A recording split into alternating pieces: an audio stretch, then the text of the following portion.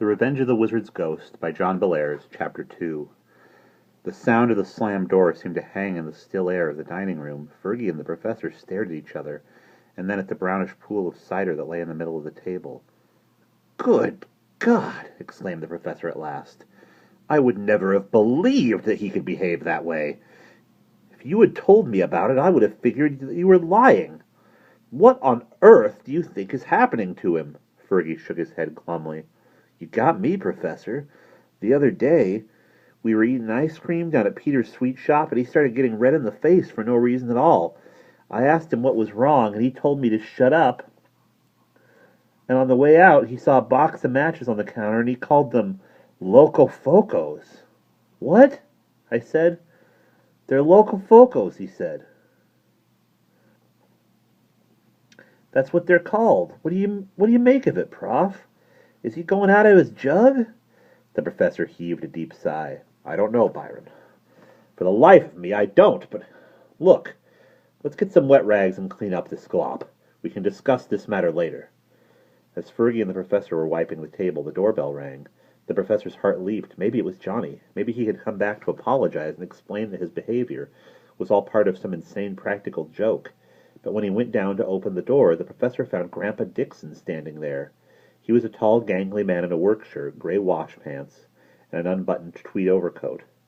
A flat, paper-wrapped package was sticking out of one of the overcoat's pockets. A few wisps of white hair still clung to the old man's freckled head, and he wore gold-rimmed glasses.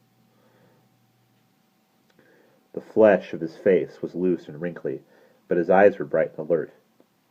At the present moment, he looked very, very unhappy. "Hi, Rod," he said, smiling faintly.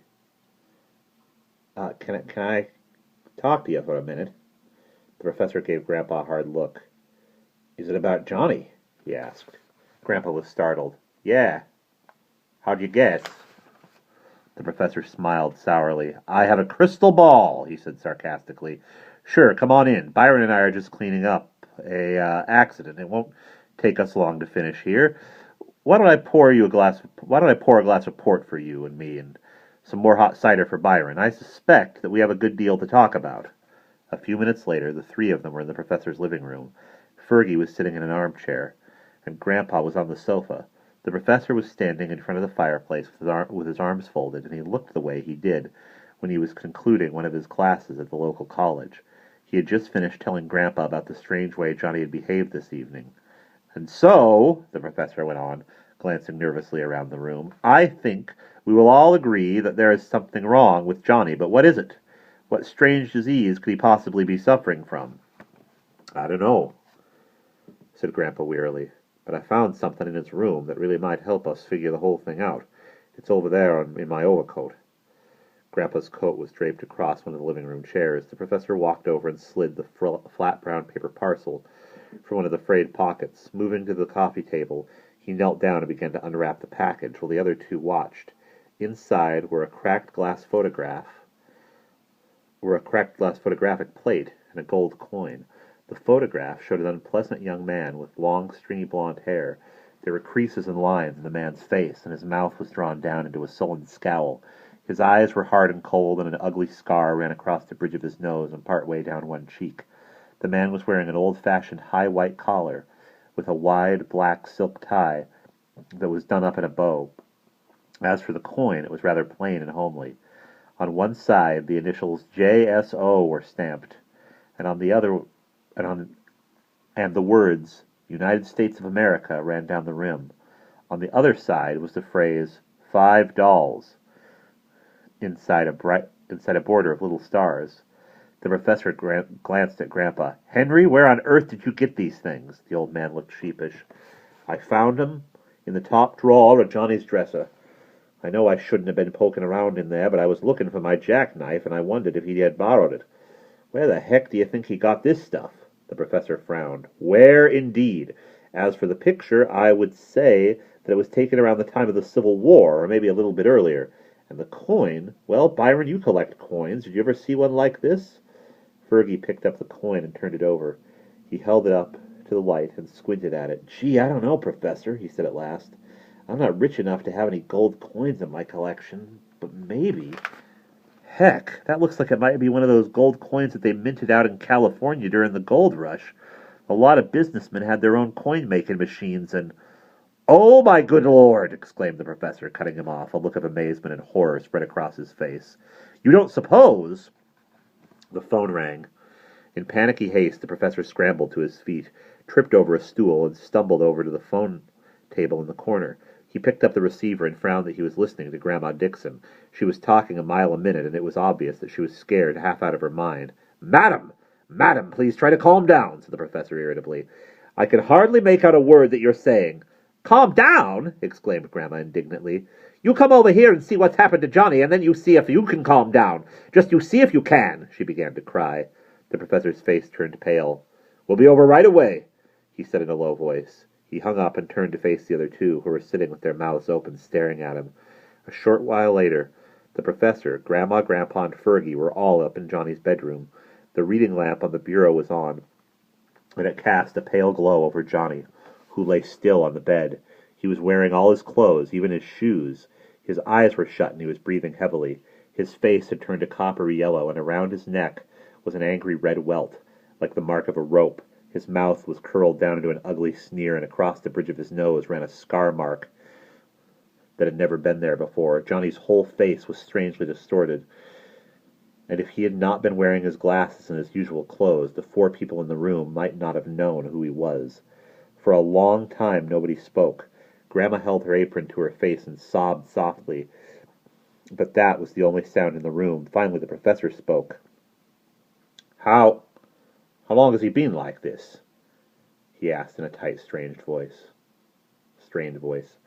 Grandma lowered the apron, showing her red eyes and tear-stained face. I heard him come in a while ago," she said, sniffling, "and he went straight up to his room and slammed the door.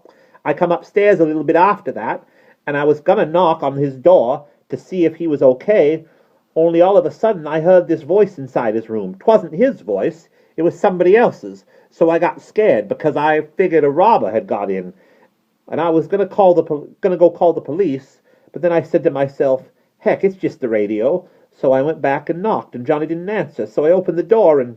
Grandma broke down and started crying again. She just couldn't go on. "Oh, my gosh," wailed Grandpa, as he shook his head slowly. "What are we going to do? What in the name of God can we do? Can you think of anyone who could help us? Should we call the doctor?" The professor laid his hand on Grandpa's arm. "No, don't call the doctor, not just yet anyway. There's somebody we ought to contact first. My old friend Father Higgins." Grandpa closed his eyes and put his hands to his face.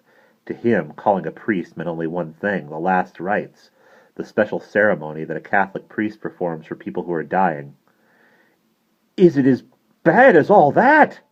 he said through his fingers. No, snapped the professor. "I didn't mean what you think I meant.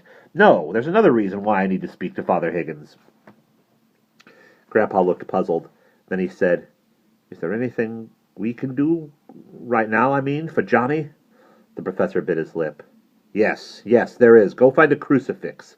You are devout Catholics. You must have one in the house. Find one and put it in Johnny's room." He turned to Fergie. "As for you, Byron," he went on, "I think you had better head for home. There's nothing more you can do here for the time being, and your mom will have a fit if you're out too late. If your folks ask about Johnny, tell them he's sick." Fergie turned to the professor and glared at him. "Look, Prof," he said bitterly, "I'm Johnny's best friend, so if you don't mind, would you please tell me what the heck is wrong with him?" The professor's eyes met Fergie's. "Have you ever heard of possession by the devil, Byron?" he asked grimly. "And do you remember the ghost of Warren Windrow?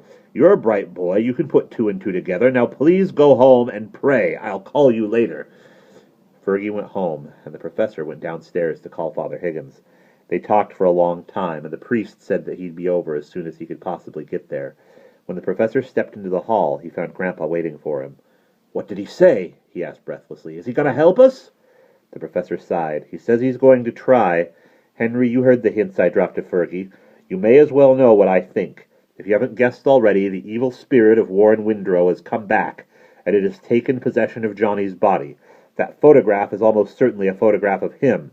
I read in my granduncle Lucius's diary that Warren Windrow had a scar on his nose and a sneering mouth. That coin from the gold rush days in California 100 years ago. Don't you see? It all fits. I know it sounds bizarre and unlikely, but it's the best explanation for what has been happening.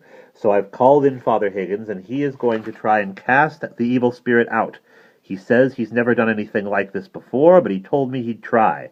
And that is all I can ask. The professor's eyes filled with tears and his voice began to crack. I hope it works, he added, shaking his head.